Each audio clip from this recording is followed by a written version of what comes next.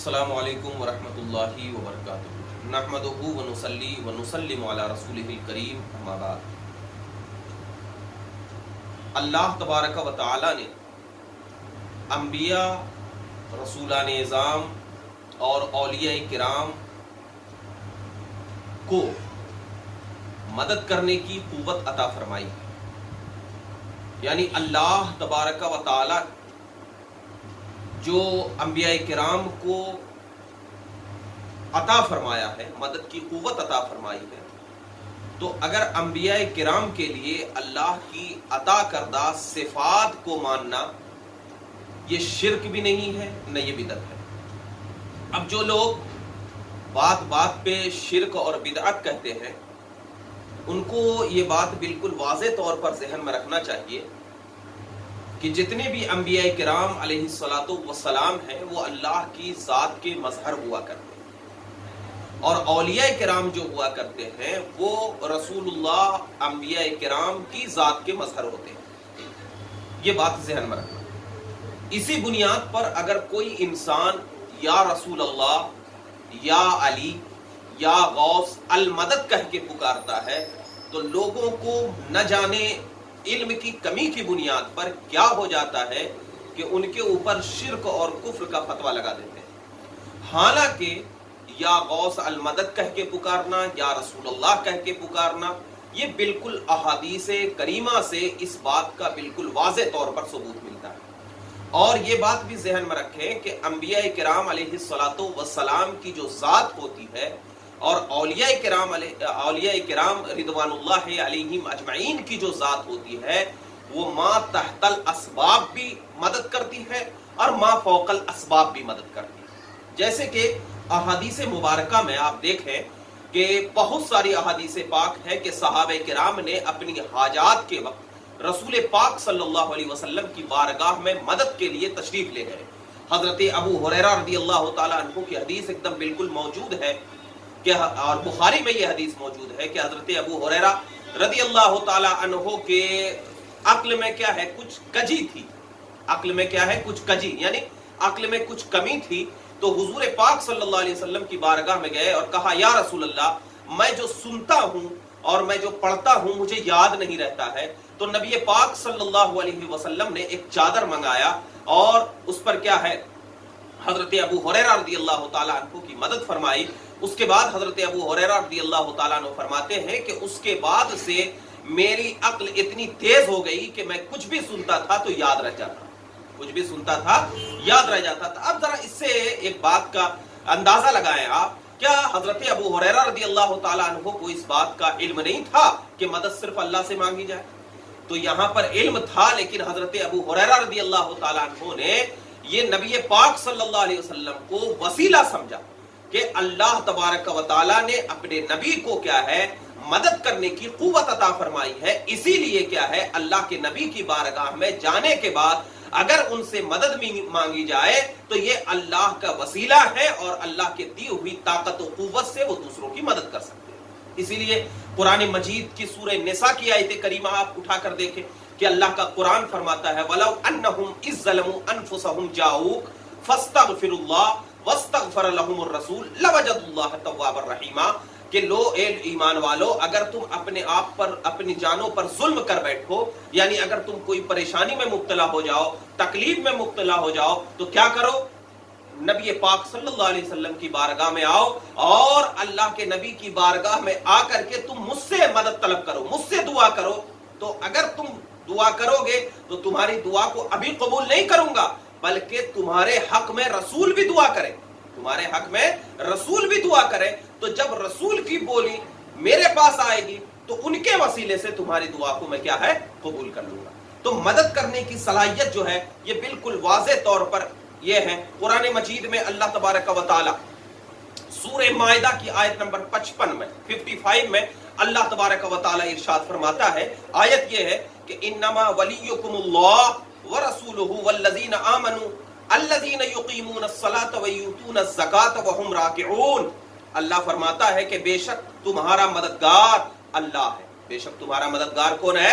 اللہ ہے اور اس کے رسول ہے، اور ایمان والے جو نماز قائم کرتے ہیں اور زکات دیتے ہیں اور رکوع کرنے والے.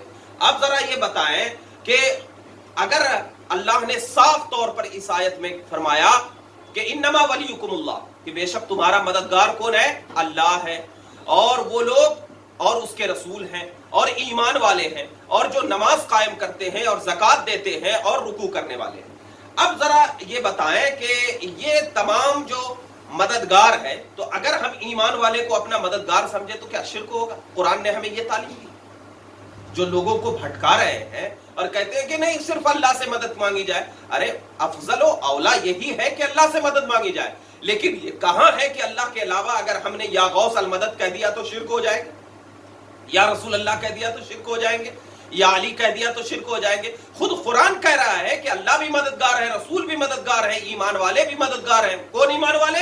جو نماز قائم کرتے ہیں، زکات دیتے ہیں، رکوع کرنے والے ہیں. اور سورہ تحریم کی آیت نمبر 4 میں تو اللہ نے صاف کہہ دیا کہ فَإِنَّ اللَّهَ هُوَ مَوْلَا وَجِبْرِيلُ وَصَالِحُ الْمُؤْمِنِينَ، کہ بے شک اللہ مددگار ہے اور کیا ہے؟ جبریل بھی مددگار ہے اور نیک مومن مددگار، نیک مومن مددگار ہے. اور حدیث پاک میں تو ترمذی شریف کی حدیث پاک میں تو خاص ارشاد فرمایا من کنت مولا فعلی مولا، جس کا میں مددگار علی اس کا مددگار. تو احادیث اور قرآن ہمیں اس بات کی طرف اشارہ کر رہا ہے کہ جو صفات اللہ کی ہے تو اللہ کی صفات کیا ہے؟ غیر اللہ میں ہو سکتی ہے، لیکن یہ صفات کا طریقہ یہ ہے کہ اللہ کی جو صفات ہے وہ ذاتی ہے اور غیر اللہ کی جو صفات ہے وہ عطائی ہے.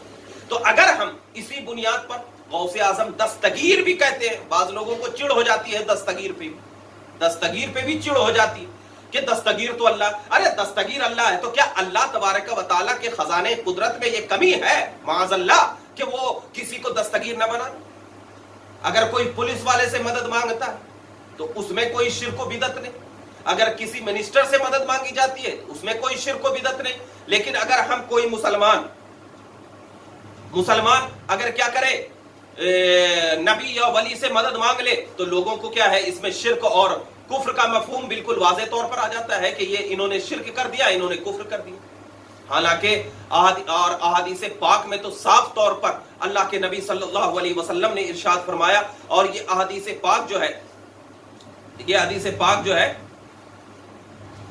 المعجم الاوسط کی حدیث پاک ہے کہ نبی پاک صلی اللہ علیہ وسلم ارشاد فرماتے ہیں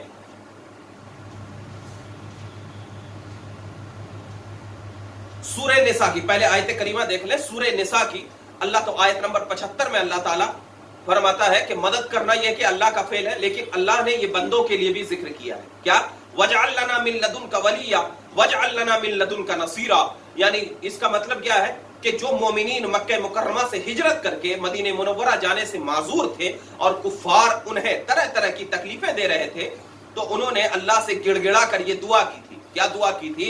کہ اے پروردگار تو ہمارے لیے اپنی طرف سے کوئی مہربان حاکم مقرر فرما اور ہمارے لیے اپنی طرف سے کوئی مددگار بنا دے. تو اب اللہ نے کیا فرمایا کہ مدد کرنے کی صلاحیت اللہ تبارک و تعالی بندوں میں عطا فرماتا ہے، اور جب بندوں میں عطا فرماتا ہے تو ولیوں کے سردار میں تو اولا عطا فرمایا ہوگا، اور کیوں نہ اولا عطا فرمایا ہوگا؟ اس لیے ہم ہر سنی یا غوث المدد کہتے ہیں.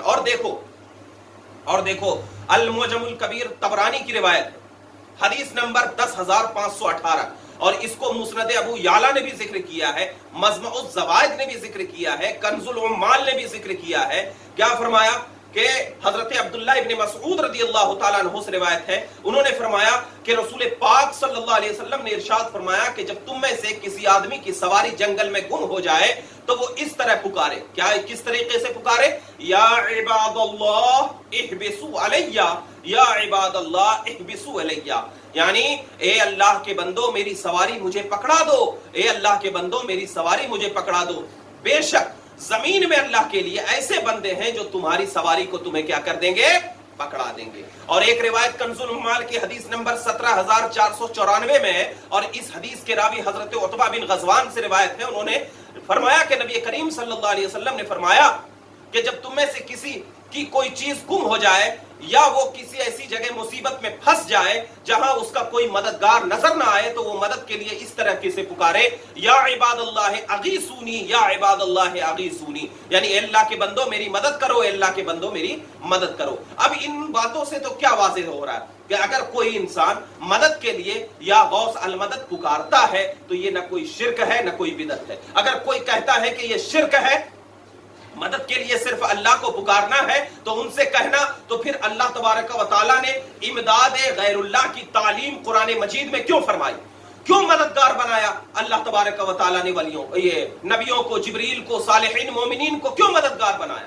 مددگار اس لیے بنایا جاتا ہے تاکہ وہ مدد کرے، تاکہ وہ مدد کرے۔ جیسے کہ پیدا کرنے والی ذات، لڑکا دینے والی ذات اللہ کی ہے، لیکن قرآن میں آؤ کہ 4 مہینے 10 دن کے بعد فرشتے آ کر کے کیا ہے، روح ڈالتے ہیں۔ بچہ جب پیٹ میں رہتا ہے ماں کے تو فرشتے آ کر کے روح ڈالتے ہیں۔ کیوں؟ اس لیے کہ وہ مدبر الامرات ہے، یعنی اللہ تبارک و تعالیٰ نے کیا ہے، اللہ تبارک و تعالیٰ نے ان کو کیا ہے اسی چیز پر مقرر فرمایا، اسی چیز پر کیا ہے مقرر فرمایا ہے۔ تو خلاصہ کلام یہ ہے کہ ما تحت الاسباب بھی ہو یا ما فوق الاسباب بھی ہو، جیسے کہ حضرت عیسیٰ علیہ السلام کے بارے میں یہ بات مشہور ہے کہ ان کے زمانے میں کیا ہے، حضرت عیسیٰ علیہ السلام کو اللہ نے وہ معجزات عطا فرمائے تھے کہ اگر کسی برس والے یا کوڑی والے کے اوپر ہاتھ پھیر دیتے تو اللہ تعالیٰ ان کو شفا دے دیتا، شفا دے دیتا۔ تو اب ذرا بتائیے کہ یہ سب کیا شرک ہے؟ یہ سب شرک ہے؟ یہ سب صرف اور صرف لوگوں کو کیا ہے بہکانے والی باتیں ہیں، یہ لوگوں کے درمیان کیا ہے تفرقہ کرنے والی باتیں ہیں۔ مسلمانوں آپ دیکھو کہ قرآن و حدیث کو صحیح طریقے سے سمجھو تو یا غوث المدد کہنا اور یا علی کہنا یا رسول اللہ کہنا یہ بالکل عین قرآن کے مطابق ہے، عین حدیث کے مطابق ہے، اور اسی پر کیا ہے اہل سنت والجماعت کا کیا ہے بالکل اتفاق ہے۔ حضرت شیخ عبدالحق محدث دہلوی فرماتے ہیں کہ اللہ تبارک و تعالیٰ نے حضرت غوث اعظم رضی اللہ تعالیٰ عنہ، حضرت شیخ عبد القادر جیلانی رضی اللہ تعالیٰ عنہ کو اللہ نے وہ قوتیں عطا فرمائی ہے کہ حضرت غوث اعظم سرکار قبر میں موجود رہتے ہوئے اپنے مریدوں کی اور اپنے ہمنوا اور اپنے چاہنے والوں کی مدد فرماتے ہیں، اپنے چاہنے والوں کی مدد فرماتے ہیں۔ تو بزرگان دین نے بھی ہمیں اس بات کی تعلیم دی ہے کہ یا غوث المدد کہنا بالکل جائز ہے اور بالکل عین قرآن و حدیث کے مطابق